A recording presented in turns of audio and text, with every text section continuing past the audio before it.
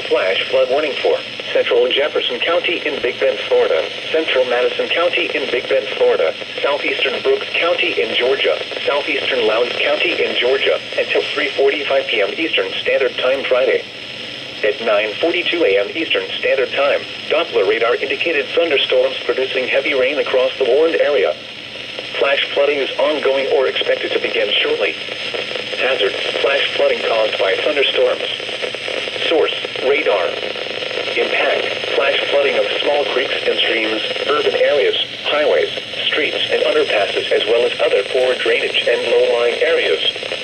Some locations that will experience flash flooding include Madison, Lake Park, Dasher, Greenville, Hamburg, Cherry Lake, Henson, Panetta, Clientsville, Sermons, I-75 and Exit 5, Twin Lakes, Erie, and Lamont. Turn around. Don't drown when encountering flooded roads. Most flood deaths occur in vehicles. Repeating, a flash flood warning has been issued until 3:45 p.m. Eastern Standard Time for the following counties in Florida: Jefferson and Madison, and Brooks, Georgia.